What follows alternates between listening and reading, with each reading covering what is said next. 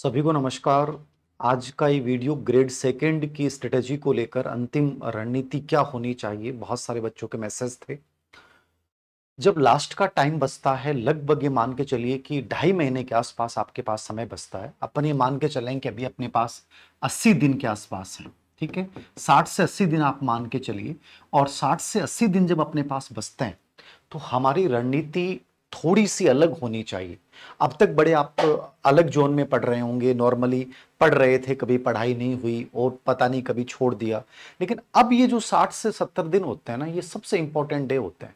आपका पहले पढ़ा हुआ सब फेल हो जाता है जब अंतिम समय में तुम ढंग से रिवाइज नहीं कर पाते हो। अंतिम समय में जब तुम अपने शॉर्ट नोट्स तुमने वन वर्ड के रूप में तैयार नहीं किए होते हैं, और अंतिम रूप से जब तुम्हें ये घबराहट होने लग जाती है कि मेरा सिलेक्शन होगा कि नहीं होगा, और कॉन्फिडेंस नहीं आता है। परीक्षा से 2 महीने पहले ये कॉन्फिडेंस अंदर से आवाज आने लग जानी चाहिए कि मैंने ये पार्ट कंप्लीट कर लिया, कोई टेंशन नहीं है। ये पार्ट भी मैंने कंप्लीट कर लिया, कोई टेंशन नहीं है। केवल 1-2 पार्ट ऐसे हैं जहां मुझे प्रॉब्लम है और मैं कोई बात नहीं, इनको अच्छे से कर लूंगा। ये एकदम से विजुअलाइजेशन अपने दिमाग में पूरी पिक्चर क्लियर होनी चाहिए।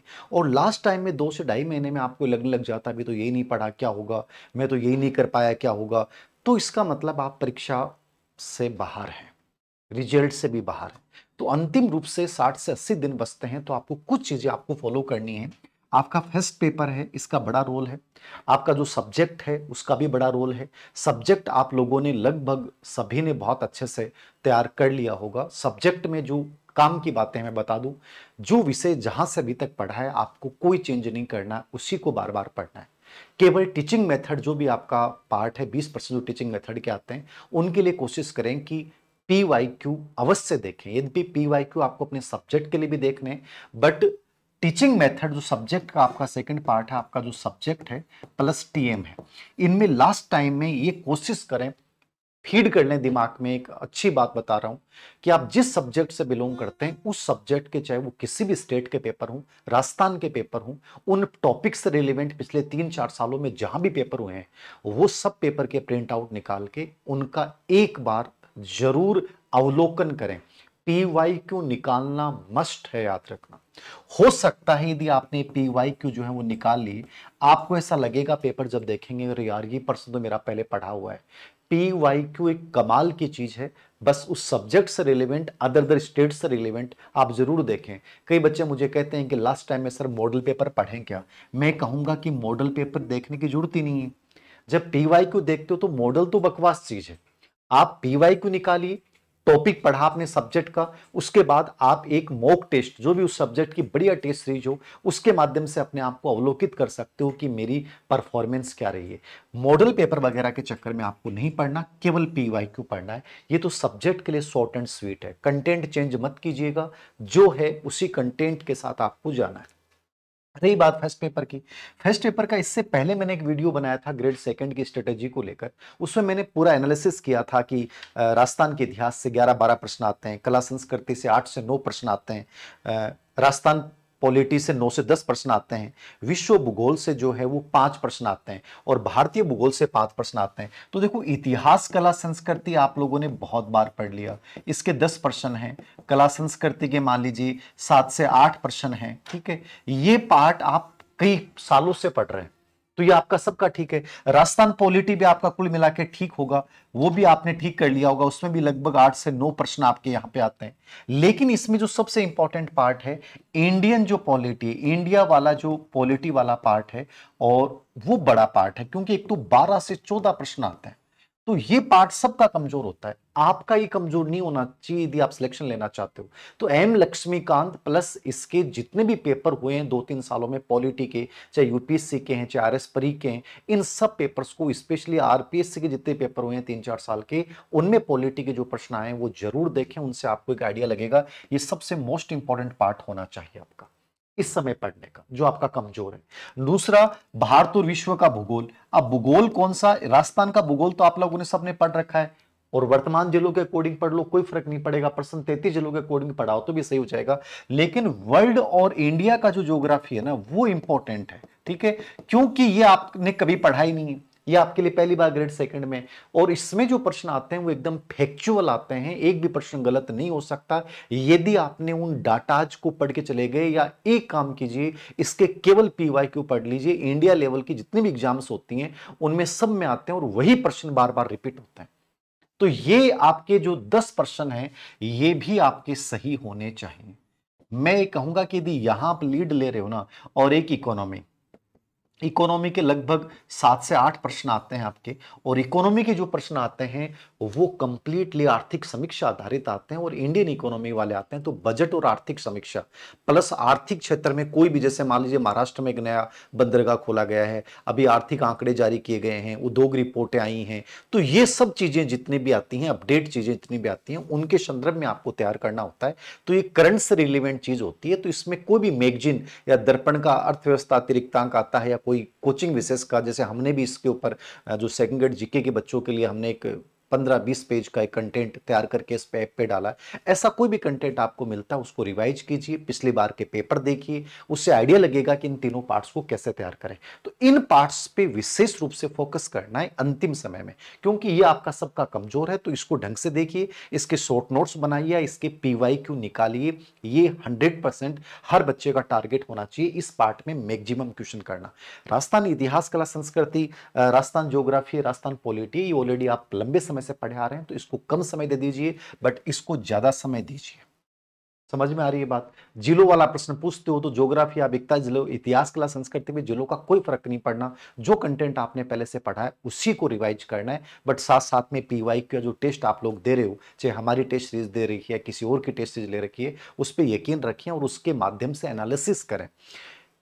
कई बच्चे कहते हैं सर कॉन्फिडेंस नहीं आता, नेगेटिव मार्किंग होती है हम जब पेपर हल करते हैं। नेगेटिव मार्किंग को दूर करने का मैंने पहले भी एक तरीका बताया है। नेगेटिव मार्किंग का कोई फार्मूला नहीं है। नेगेटिव मार्किंग केवल प्रैक्टिस से दूर होती है। जब तक पूरे पेपर को स्वेप नहीं करोगे, स्वेप का मतलब है हर ऑप्शन पे चर्चा नहीं करोगे, पूरे पेपर में कैसे प्रश्न आए, फिर अगले दिन मेरे प्रश्न गलत क्यों हुए, ये एनालिसिस आपका होना चाहिए। ये हमने पीजीबी प्रोग्राम के बच्चों को बहुत सिखाया है कि आप हर पेपर के बाद पूरा स्वेप कीजिए। 4 ऑप्शन है, 4 ऑप्शन में से मैंने गलत क्यों किया, इसके पीछे रीजन क्या था, मेरी मतलब थॉट इसमें क्या थी। धीरे धीरे जब तुम प्रैक्टिस करोगे ना, तो धीरे धीरे उस प्रैक्टिस से जो है तुम्हारा ये नेगेटिव मार्किंग ऑटोमेटिक कम होगी। तो जो तुम पेपरों में नेगेटिव मार्किंग कर रहे हो उसके 2 रीजन होते हैं, या तुम्हारा रिविजन ढंग से नहीं हुआ, या नंबर 2 तुम अपने आप में गलतियां कर रहे हो, उन गलतियों को तुम इंप्रूव नहीं कर रहे हो। तो गलतियों को इंप्रूव करना है, ठीक है, और बार बार जितना रिवाइज अच्छे से कर लोगे और उसके बाद पेपर का विश्लेषण करोगे, उससे आपकी नेगेटिव मार्किंग ऑटोमेटिक दूर हो जाएगी। तो नेगेटिव मार्किंग को दूर करने का तरीका रिवीजन है, पेपर एनालिसिस है, पेपर को स्वेप करना है और अपनी कमियों पे वर्क करना है, और इस समय तुम्हें ढंग से काम कर देना शुरू कर देना चाहिए। नंबर 2, सर कॉन्फिडेंस नहीं आ रहा है, ऐसा लग रहा है पढ़ रहे हैं फिर भी ऐसा लग रहा है कि नहीं हो पाएगा। 2 रीजन होते हैं कॉन्फिडेंस नहीं आने के। एक तो चीजों को आप तय नहीं कर पा रहे हो। हमेशा एक याद रखना, डेडलाइन जब तक तय नहीं करोगे, डेडलाइन का मतलब मैं ये सोच लूं कि यार मेरे को काम करना है। कई बार होता है कि हमारी टीम से फोन आता है कि सर टेस्ट है शाम को, और मैं उस टेस्ट को जो है वो मात्र 2 घंटों में तैयार कर देता हूं क्योंकि मेरे पे प्रेशर डेडलाइन हो गई। और वही टेस्ट, जैसे मान लीजिए भी ग्रेड फेस्ट का टेस्ट था तो मैंने 3 दिन लगा दिए तैयार करने में। समझ रहे हैं आप? हमारे ऊपर बहुत बड़ा फर्क पड़ता है जब डेडलाइन होती है ना। आप चीजों को तय करो कि 10 दिन के भीतर मुझे ये पार्ट कंप्लीट करना है, 15 दिन के भीतर ये पार्ट कंप्लीट करना है, 20 दिन के अंदर ये पार्ट कंप्लीट करना है। हर पूरे पार्ट, जो भी इंपॉर्टेंट पार्ट है, पूरे सिलेबस का एनालिसिस कर लो, पूरे सिलेबस में सबसे इंपॉर्टेंट टॉपिक को अलग कर लो, मीडियम को जो है वो अलग कर लो, इजी जो आपके तैयार हैं उसको अलग कर लो। अब इंपॉर्टेंट को सबसे पहले लीड करो कि यार ये इंपॉर्टेंट पार्ट है और इनमें से कौन से टॉपिक है जो मेरे कमजोर है, इनको पिछले आने वाले 10 डेज के अंतर्गत कंप्लीट कवर करो। डेडलाइन तय कर दो कि मुझे ये पार्ट पढ़ना ही है, और ये पढ़ने के बाद मुझे इस किताब को एक बार स्टडी टेबल से हटा के उधर रखनी। जब तक डेडलाइन तय नहीं करोगे ना, तब तक रिजल्ट आएगा ही नहीं, परिणाम आएंगे ही नहीं। तो डेडलाइन बहुत जरूरी है कॉन्फिडेंस क्रिएट करने के लिए। नंबर 2, इंपॉर्टेंट, मीडियम और सरल, इसके रूप में पूरे सिलेबस को टुकड़ों में बांटिए। कौन से ऐसे टॉपिक्स हैं इंडियन इकोनॉमिक में जहां से प्रश्न आते हैं, वर्ल्ड ज्योग्राफी में, इंडियन पॉलिटी में, ये तय कीजिए कि मुझे इन टॉपिक्स में लीड लेनी है, ये पर्सन 100% यहां से बनेंगे, और उनको बहुत शानदार तरीके से तय कीजिए। और तीसरा तरीका है, कॉन्फिडेंस नहीं बन पा रहा है तो डर है अंदर। अब आप कहोगे कि सर डर लग रहा है, डर लगना लाजमी है, डर लगेगा, लेकिन डर आपके अंदर हावी होता है तो आपका रिजल्ट प्रभावित होता है। नॉर्मल डर लगना चाहिए, ठीक है। अब डर से बचने के लिए क्या करना है, आपको प्लान बी बनाना है। प्लान बी मतलब सर हमारे साथ प्रॉब्लम है कि हम चतुर्थ श्रेणी है, थर्ड ग्रेड देंगे। आप ग्रेड सेकंड की प्रिपरेशन कर रहे हैं, कंप्लीट ग्रेड सेकंड कीजिए। जैसे आपका टाइम मिलेगा ग्रेड सेकंड की तुमने ईमानदारी से मेहनत कर लेना, ग्रेड थर्ड में तुम्हें को रोक नहीं पाएगा। प्लान बी हमेशा याद रखें, यार ग्रेड सेकंड में नहीं होगा तो थर्ड ग्रेड है ना यार, 20,000 वैकेंसी आएंगी, कर लूंगा ना। इसके अलावा ये ऑप्शन भी है ना, पटवारी कर लूंगा ना, ये कर लूंगा ना। प्लान बी दिमाग में रखें, उससे पॉजिटिविटी आती है, कॉन्फिडेंस बढ़ता है। नहीं हुआ तो कोई बात नहीं, वो कर लूंगा। ये जब आप तय कर लेते हो कि और नहीं होगा तो मैं तो खत्म हो जाऊंगा, बस यही आपको इतना कमजोर बना देता है कि आपका कॉन्फिडेंस जीरो लेवल पे आ जाता है। तो प्लान बी रखें और जिंदगी में हमेशा वर्स्ट से वर्स्ट सोचें कि यार नहीं होगा तो क्या ही होना है।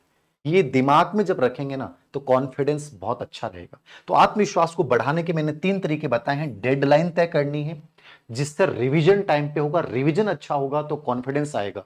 जब टॉपिक्स को तुम कवर करना शुरू कर दोगे ना, फटाफट किताबें जब रिवाइज होने लग जाएंगी ना, आपको लगेगा ये कर लिया, ये कर लिया, ये कर लिया। साइकोलॉजी में हो गया, साइकोलॉजी में मैंने टेस्ट सीरीज भी स्टार्ट किए, बहुत उसको देखिएगा आप, ठीक है। ऐसे ही हर पार्ट विशेष के क्वेश्चंस देखिए, यार वर्ल्ड ज्योग्राफी होगी, आज इंडिया ज्योग्राफी होगी, तो उन चीजों को तय करो और अपने टेबल से ये कॉन्फिडेंस लाओ कि यार मेरा ये पार्ट हो गया है। उसी से चीजें होंगी। ऐसे नहीं कि दूसरों से कंपेयर करना शुरू कर दो, उसके तो टेस्ट में इतने नंबर आ रहे हैं, मेरे कम आ रहे हैं, उससे कॉन्फिडेंस गिरता है। कंपैरिजन मत कीजिए। तुम्हारी तुलना, तुम्हारी प्रतिस्पर्धा केवल तुमसे है, और जब तुमसे है ना तो तुम अपना बेस्ट देना शुरू कर दो। तो ये तरीके हैं, इंपॉर्टेंट मीडियम सरल के रूप में डिवाइडेशन करना, डेडलाइन बनाना, बार बार अच्छे से रिवाइज करना, ठीक है, और डर और भय को दूर करने के लिए प्लान बी ये रखना। एक सवाल आप लोगों का बार बार आ रहा है, कॉन्फिडेंस की बात कर ली मैंने, ठीक है सर, बेस्ट रिवीजन करने का तरीका क्या? तो रिवीजन करने का तरीका मैंने बताया ना कि एक तो इंपॉर्टेंट का पता होना चाहिए, इंपॉर्टेंट क्या है, लास्ट टाइम में किन चीजों पे मुझे फोकस करना है, एक तो ये चीज दिमाग में फीड करो। दूसरा, रिवाइज करें तो ये कोशिश करें कि हर टॉपिक पढ़ने के बाद उसके पर्सन देखो। बेस्ट तरीका ये, टॉपिक जैसे पढ़ा उसके पर्सन देखो और फिर उस टॉपिक को 10 से 12 दिन में फिर से रिवाइज करो। और हो सके तो तुम्हें पास टाइम हो तो उस टॉपिक के जो मेन कीवर्ड है ना, वन लाइनर जो है वो आप शॉर्ट नोट्स के रूप में तैयार कर लेते हो, तो इससे बढ़िया कुछ नहीं हो सकता। ये रिवीजन की सबसे बेस्ट स्ट्रेटजी है। पढ़िए, ठीक है, पढ़ने के जस्ट बाद में 5 मिनट आंख बंद कीजिए और मनन कीजिए उस टॉपिक को। उसके बाद उसके प्रश्न निकालिए, और जैसे ही प्रश्न निकाले उसके बाद कोशिश कीजिए कि 8-10 दिन बाद में उस टॉपिक को दोबारा रिवीजन करना है। जितने ज्यादा प्रश्न निकालोगे पूरा टॉपिक उतना ही क्लियर होगा। और विशेष रूप से जो मैथ के बच्चे हैं वो ये मत सोचेंगे मेरा पूरा पेपर नहीं हो रहा, कोई बात नहीं है। आप यदि 50% नंबर ले आओगे ना तो 100% टीचर बन जाओगे। तो थोड़ी सी स्पीड पे ध्यान दे मैथ वाले बच्चे। और बाकी विषय वाले जैसे एसएसटी के बच्चे हैं तो उनके विषय बहुत ज्यादा है, तो उन विषयों में बहुत ज्यादा कंटेंट नहीं पढ़ना होता है। फिलोसॉफी है, सोशोलॉजी, इकोनॉमिक्स है, इनमें सीमित कंटेंट पढ़िए, ज्यादा किताबें मत बदलिए। लास्ट वाले पेपरों का एनालिसिस करो। 9 दिसंबर 24 के जितने भी संस्कृत विभाग के पेपर हुए हैं वो सामने निकालो। मैं पेपर एनालिसिस करता हूं, मुझे आइडिया लग जाता है ये यहां से प्रश्न आएगा, यहां से नहीं आएगा। तो इस प्रकार से थोड़ा सा ये चीजें आपको करनी पड़ेंगी। ये रिवीजन का बेस्ट तरीका है, ठीक है। तीसरी चीज सर, टेस्ट सीरीज ज्वाइन करनी चाहिए, कि कर लेनी चाहिए यदि अच्छी टेस्ट सीरीज हो। जैसे मान लीजिए कि कोई भी टेस्ट सीरीज हो, जैसे हमने जीके का भी चलाया टेस्ट सीरीज और साइकोलॉजी की भी अभी दोबारा शुरू की हमने, तो कोशिश ये रहती है कि ऐसे प्रश्न बनाए जाएं जहां से प्रश्न आते हों, मतलब पेपर का लेवल एग्जाम पैटर्न बेस हो। तो कोई भी ऐसी टेस्ट सीरीज आप ज्वाइन कीजिए, उससे ठीक होता है, अभ्यास होता है, एक प्रेशर क्रिएट होता है कि यार मुझे कल टेस्ट देना है, ये टॉपिक पढ़ना है, क्योंकि बिना प्रेशर अपन कुछ नहीं करता है। चौथी बात सर, कि सर किताब चेंज करनी चाहिए, कि कोई किताब नहीं चेंज करनी है। लास्ट टाइम में जो पास है तुम्हारे पास उसी को पढ़िए। सिर्फ करंट में आपको नया पढ़ना है। करंट के 10 प्रश्न आते हैं। करंट के कितने प्रश्न आते हैं? 10 प्रश्न करंट के आते हैं। अब करंट को कैसे तैयार करना है, मैंने जितने पेपरों का एनालिसिस किया करंट में, मैं ये देखता हूं कि मान लीजिए ग्रेड फर्स्ट का एग्जाम अभी जून में, तो मार्च और अप्रैल में सबसे अधिक प्रश्न आएंगे। ऐसे आप ग्रेड सेकंड का एग्जाम मान के चलिए कि आपका सितंबर में, तो सबसे अधिक फोकस कहां होगा? मई, जून, अप्रैल, ये 3 महीने सबसे इंपॉर्टेंट महीने होते हैं। आप ये कोशिश करें कि जनवरी 2025 से लेकर, ठीक है, और 31 जुलाई तक का, अभी अभी मान लो जून चल रहा है तो आप एक बार इन टॉप महीनों पे काम कर लीजिए। जैसे जून के ऊपर आप जून तक आप कंप्लीट शानदार तरीके से कवर कर ले। और चूंकि आपके राजस्थान का ही करंट आना सबसे बड़ा फायदा आपके, तो राजस्थान की कितनी घटनाएं हो जाएंगी। मतलब आप ये मानो कि करंट को आपको बहुत ज्यादा समय नहीं देना है, बहुत ज्यादा अनावश्यक बकवास चीजें नहीं पढ़नी है, पता नहीं क्या क्या वार्षिकांक आएंगे, कितनी इतना कचरा होता है करंट वाली किताबों में। आपको ये सिलेक्ट करना है कि अभी हाल में जो पेपर हुए हैं उनमें किन किन बिंदुओं पर राजस्थान की जितनी पॉलिसी है उनको ढंग से तैयार कर लो, बड़े तरीके से पूरा एक एक लाइन समझ में आनी चाहिए आपके। राजस्थान के पुरस्कार, राजस्थान के स्पोर्ट्स, ठीक है, तो ये कितनी होंगी, बहुत कम योजनाएं हैं, बहुत कम डाटा है, तो इसको लेकर घबराने की आवश्यकता नहीं है, कम समय में भी तैयार किया जा सकता है। अभी हल्का सा एक बार रिवीजन कर लो, जनवरी फरवरी मार्च अप्रैल मई, ठीक है, जून, ये 5 महीनों पे फोकस कर लीजिए एक बार, जनवरी से पुराने टाइम में मत जाइए आप। और जो भी मैगजीन आप पढ़ रहे हैं, मोमल, क्रोनोलॉजी या कोई भी कोचिंग का उस समय वार्षिकांक आएगा, तो ऐसी कोई भी चीज आप देख लीजिएगा। सबसे बड़ी बात है आपको राजस्थान पे फोकस करना है, तो करंट को लेकर अनावश्यक रूप से कोई वीडियो, अनावश्यक रूप से अभी कुछ भी देखने की आवश्यकता नहीं है। शॉर्ट में जितना पढ़ सकते हो उतना पढ़िए, जो मैंने काम की बात बोली है, सब्जेक्ट पे फोकस कीजिए, टीचिंग मेथड के पीवाईक्यू देखिए। फर्स्ट पेपर में जो सबसे इंपॉर्टेंट पार्ट मैंने बताया, जो नया पार्ट है, India geography, world geography, Indian polity, Indian economics, इनको स्पेशली फोकस कीजिए। साइकोलॉजी आपका कमजोर है तो उसका पीवाईक्यू बेस, जैसे अपने ऑब्जेक्टिव वाली बुक ले ली आपने या टेस्ट सीरीज के माध्यम से, उसको बार बार निकालिए। तो इस प्रकार आप खुद को, आपको लगने लग जाएगा, जैसे ही आप जून एंड तक जाएंगे या 15 या 20 जुलाई के आसपास रहेंगे, तो आपको ये लगेगा कि मैं बहुत अच्छी सिचुएशन में हूँ, और ये सिचुएशन कोई और दूसरा नहीं ला सकता, ना मेरी वीडियो देखने से आएगी, ये आपकी प्रैक्टिस से आएगी, आपकी स्पीड से आएगी। तो इस समय आपको बढ़िया गति से दौड़ना है और कॉन्फिडेंस के साथ दौड़ना है। 100% मैं कह रहा हूं, रिजल्ट तुम्हारे हाथ में होगा। दूसरी भर्तियों के बारे में अभी मत सोचिए, पूरा ध्यान केवल ग्रेड सेकंड पे लगाइए। ग्रेड सेकंड का क्या रहता है उसके बाद आपको सोचना है कि अब मेरे लिए क्या बेस्ट हो सकता है, वो अपन उसके बाद चर्चा करेंगे। लेकिन फिलहाल केवल ग्रेड सेकंड को ही सोचकर तुम्हें आगे बढ़ना है। तो ये मेरे अकॉर्डिंग कुछ सुझाव थे जो आप लोगों को फोकस करना है। लास्ट ईयर के पेपर जरूर देखना है, याद रखना, ठीक है। तो ये ही चीजें आई थी मेरे पास, जितने भी मैंने क्यूरीज पूछी थी आप लोगों की, उसके अकॉर्डिंग मैंने आपको सुझाव दे दिया है। तो अपना बेहतरीन देना है, बेस्ट देना है। Thank you very much.